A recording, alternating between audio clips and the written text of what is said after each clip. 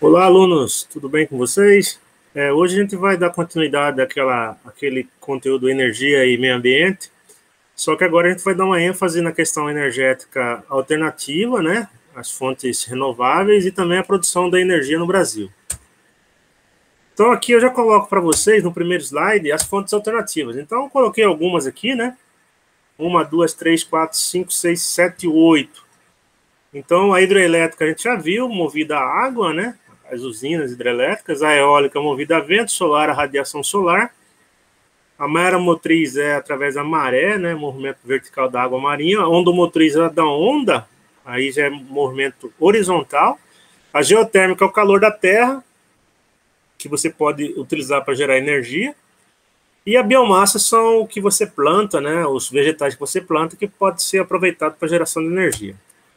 Então vamos falar um por um dessas fontes alternativas. A primeira é a energia solar. Então ela é proveniente do Sol, como o nome já diz, é devido à radiação solar. E aí o homem, o que ele viu? Que se eu colocasse placas fotovoltaicas sobre os telhados dos prédios, edifícios, casas, residências, enfim, eu poderia transformar essa energia, essa radiação solar em energia elétrica, no caso. Então, já tem um bom tempo que essa tecnologia está sendo usada, mais recentemente no Brasil, né?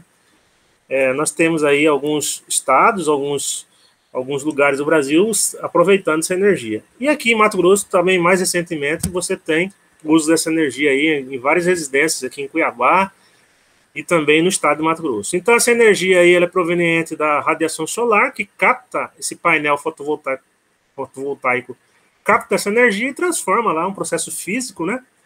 Em energia para o consumo interno da residência, do estabelecimento, e se tiver um excedente, eles direcionam para a rede de distribuição. Aí você paga um valor, você paga um valor simbólico pelo uso da energia, porque a maior parte vai ser geração própria, ok?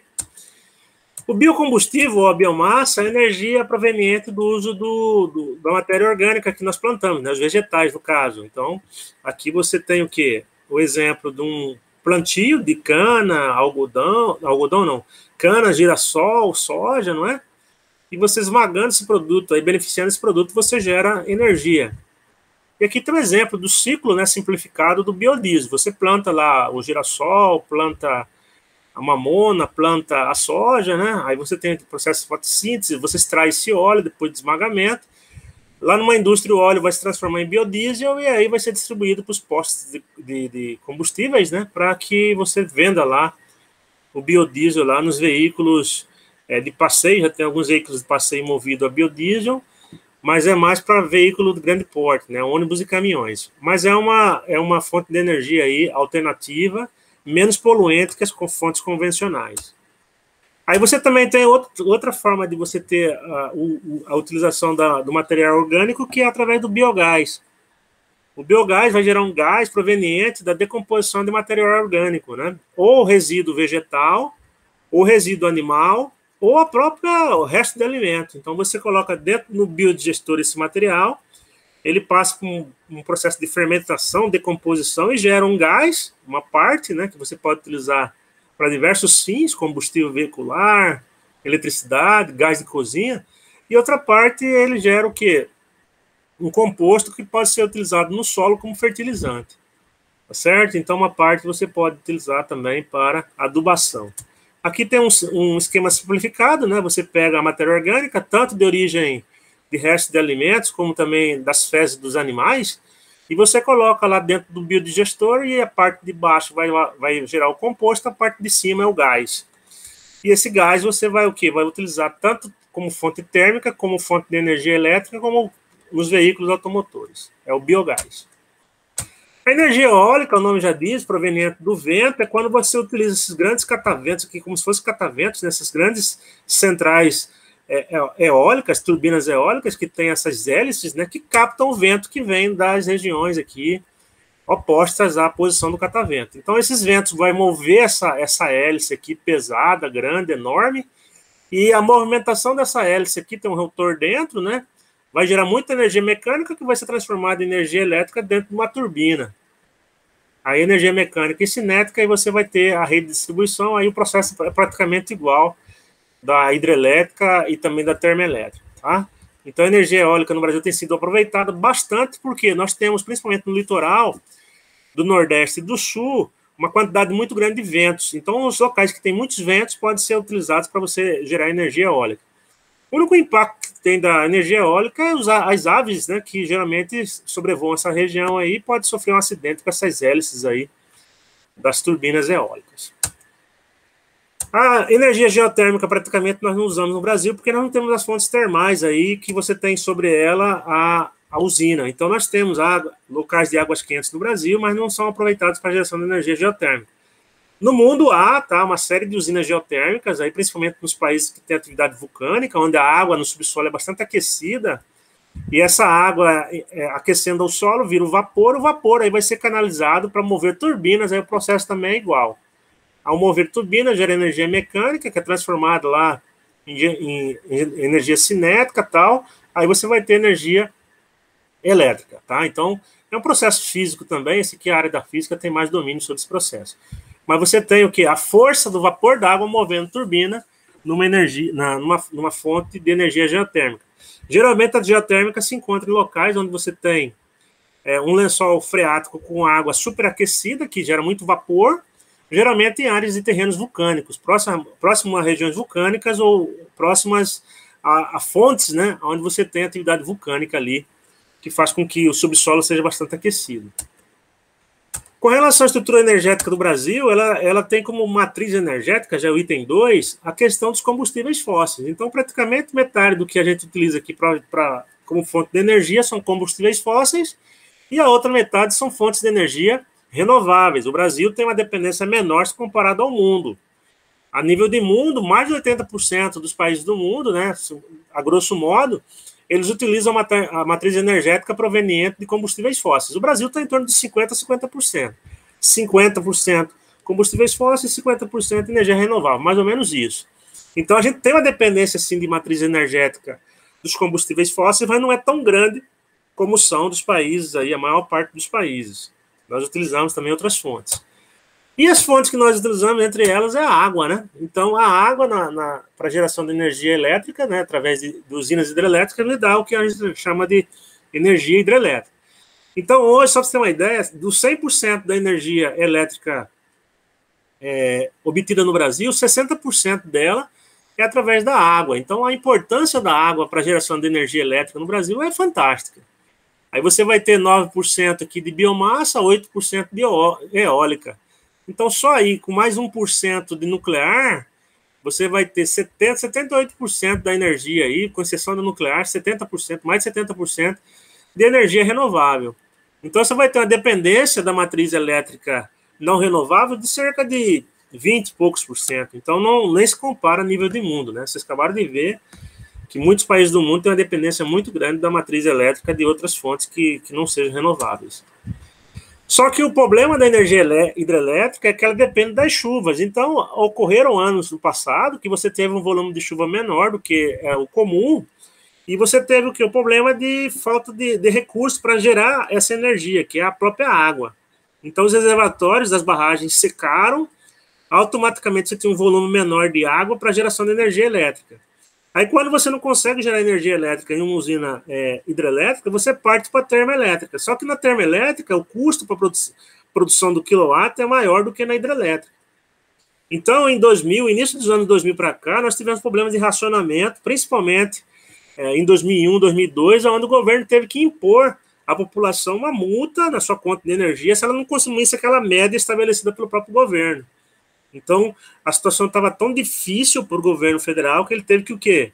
Obrigar a população a consumir uma média para que ela não ultrapassasse aquele valor, para que nós não tivéssemos um colapso total de energia.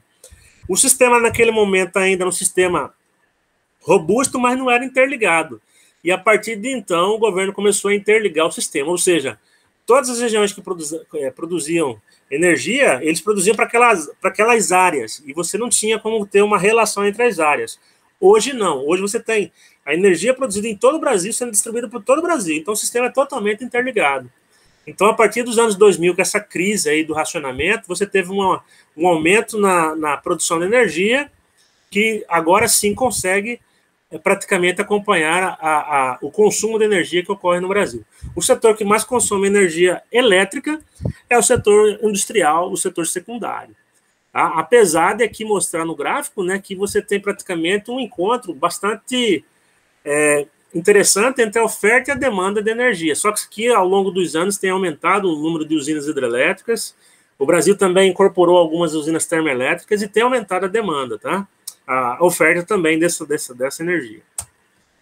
O gás natural, o Brasil não tem aí quantidade suficiente para o mercado interno. Ele importa. Ele importa da onde, professor? Ele importa de um país vizinho, da Bolívia.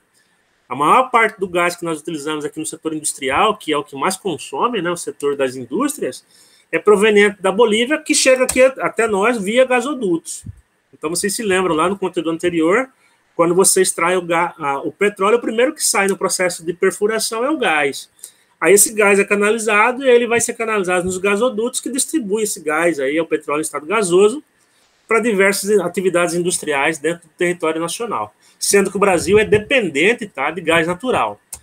E uma parte desse gás, ele pode ser utilizado também na forma de botijão, né, no botijão de gás, que você compra lá para você utilizar no seu fogão, para você produzir seus alimentos. E uma parte desse gás, esse primeiro do botijão é o GLP, né, gás liquefeito do petróleo, e tem o GN, que é o gás natural.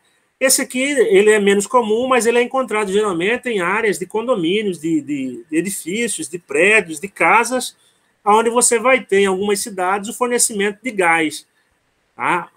Uma empresa ligada à prefeitura, uma empresa privada, que a prefeitura fiscaliza, fornece o gás, e os moradores recebem gás encanado em casa, canalizado, e utilizam lá para diversos fins. Aqui em Cuiabá tem vários locais que você não tem uso do botijão de gás, os prédios, né? Porque você tem o gás encanado e o morador tem lá que comprar uma conexão para pegar esse gás encanado que já chega na sua residência. Outro combustível aqui dentro da biomassa, né, que ele dá esse salto da questão da biomassa, mas aqui nós temos a questão da biomassa, o uso da cana-de-açúcar. Aqui ele coloca um slide 40 anos do Proálcool. O Proálcool foi um programa criado pelo governo federal no início dos anos 80, após aquela crise que houve na década de 70 com relação aos choques do petróleo. Vocês se lembram que em 79 houve a guerra Irã-Iraque, o preço do petróleo subiu 10 vezes o valor que era cotado, né? Houve um aumento muito drástico e o Brasil sempre foi dependente do petróleo. O que ele fez? O governo federal incentivou, né, o cultivo da cana-de-açúcar para que, a partir da cana, se produzisse o etanol, o álcool combustível, né? E o álcool ele passou a ser utilizado juntamente com a gasolina, num percentual, ou em motores movidos a álcool. Então, você teve, desde então, da década de 80 para cá, 90, enfim, um aumento gradativo da quantidade de bilhões de litros de álcool produzido anualmente.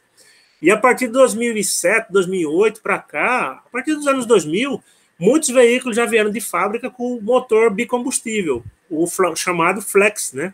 O carro movido tanto a gasolina como a etanol. Então, isso fez com que houvesse um aumento da produção do álcool, principalmente no Sudeste e no Nordeste do Brasil, as regiões que mais produzem álcool.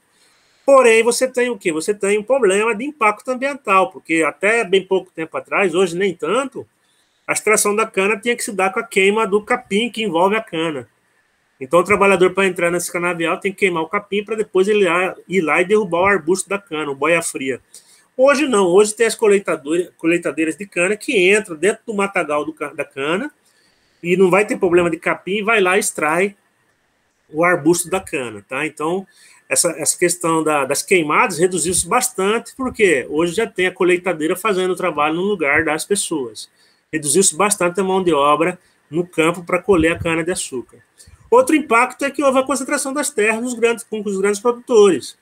Então, os sucroalcooleiros, né, os produtores de álcool, de etanol, eles têm capital e eles conseguem comprar e pressionar os pequenos e médios produtores, aumentando as áreas de plantio de cana-de-açúcar. Então, um fato negativo do Proálcool é que você teve um aumento da concentração das terras, principalmente no Nordeste e também no Sudeste do Brasil. O fato positivo é que você teve o quê? O surgimento de um combustível que foi aí praticamente a salvação da lavoura para o consumo excessivo de petróleo com relação aos meios de transporte. a gasolina no caso. Carvão mineral, o Brasil é um país pobre em carvão também, tá? Ele é igual ao gás, nós não somos autossuficientes. O Brasil, se ele precisar de carvão mineral, ele tem que importar. O carvão que nós temos no nosso território é de péssima qualidade, tá? É um carvão entre lignito e hulha ali, entre 70% de teor de carbono, não é tão bom. E isso ocorre porque o território brasileiro é muito quente, com exceção da região sul, né? Lá que está abaixo do trópico de Capricórnio, e ali você vai ter o clima subtropical, um clima um pouco mais ameno ao longo do ano, e o carvão precisa de tempo para que ocorra a decomposição. Como a maior parte do Brasil é muito quente, a decomposição é muito rápida, e esses restos vegetais não tem como formar um carvão de boa qualidade. Então você vai ter carvão basicamente no sul do Brasil, e aqui ele coloca no segundo slide, né? No estado do Paraná, o estado de Santa Catarina e o estado do Rio Grande do Sul. É lá que você vai ter os maiores polos carvoeiros, né? Os maiores polos de carvão mineral do território nacional, sendo que o Brasil não é autossuficiente na produção do carvão e basicamente ele é utilizado pela indústria metalúrgica e siderúrgica, principalmente pela siderúrgica, tá? Onde obtém-se lá o ferro e o aço. Aí temos o carvão vegetal, que é o carvão de churrasco, né? Diferente do carvão mineral, que é resto de combustível orgânico em decomposição. O carvão vegetal é quando você pega a lenha, né? E você pega a madeira, né? A madeira mais ou menos seca, e coloca dentro de um alto forno, retira-se o ar dentro desse alto forno e aquece, 300 graus a temperatura, e aí essa madeira queima, e ela queima ressecada, ela fica bastante seca, se tornando no carvão vegetal. A lenha, pessoal, é muito comum hoje nas comunidades tradicionais, principalmente no interior, e nas grandes cidades, porque o preço do botijão impede muitas pessoas de comprar um botijão de gás. Aqui, para nós, está variando entre 90 e 100 reais. Então, muitas famílias humildes ainda detêm o quê? Um fogão a lenha em casa, simples, muitas vezes, que produzem lá seu alimento. Esquenta sua água para fazer o café, ou seja, muita gente ainda utiliza a lenha como fonte de energia, principalmente as famílias mais humildes que não têm condições de manter lá, né, um fogão movido a gás, porque o preço do gás é muito caro, tá? Então, carvão vegetal, carvão de churrasco, e a lenha é a madeira que você encontra aí nos arbustos, nas árvores, você deixa ela ressecar para ser utilizado como queima. Aqui ele coloca, né, achei interessante, cerca de 12% da biomassa utilizada no Brasil vem do carvão e da lenha. Então tem muita gente aí, né? Dos 27% da matriz energética da biomassa, 12% é carvão, vegetal e lenha, bastante. Energia nuclear, o Brasil também não é autossuficiente na produção dessa energia, só encontra no Rio de Janeiro, as duas maiores usinas estão lá, né? Angra 1 e Angra 2, no município de Angra dos Reis, por isso o nome da usina, fica na praia de Itaorna, e produz aí cerca de 1 a 2% do que a gente consome de energia elétrica. Então, um valor muito baixo pelo investimento que foi feito. O investimento foi alto na usina de Angra 1, que veio praticamente todo o material dos países europeus, né, principalmente da Alemanha, e a Angra 2, que foi inaugurada em 2001, tem uma potência, o dobro da potência de Angra 1, mas também o custo dela para essa usina foi maior do que a geração de energia. E a Angra 3 era para ser inaugurada em 2016, mas houve um atraso, possivelmente foi prorrogado agora para 2020, mas possivelmente também não vai ser inaugurada, porque o custo dessas usinas são bastante elevados. Elas têm a vantagem de gerar muita energia com pouco mineral radioativo, só que a desvantagem é o quê? O lixo atômico, que a gente viu, que a gente conversou, o resíduo, né? E a questão do custo, que é muito elevado. Tá? Então, no Brasil, só há um local com usinas, com duas usinas em funcionamento, que é no estado do Rio de Janeiro, no município de Angra dos Reis, por isso que as usinas são chamadas de Angra 1 e 2, e a 3 brevemente será inaugurada aí, deve aumentar, dar um fôlego aí na produção de energia, principalmente no sudeste do Brasil. Pessoal, era isso o conteúdo, aqui estavam os exercícios, aí vocês façam com calma, né? E postem lá no nosso sistema. Boa sorte a todos, tá? Então era essa aqui a nossa aula de hoje, deixa eu aqui encerrar. Muito obrigado pela participação na aula aí, pela ter assistido, e fiquem com Deus. Até a próxima.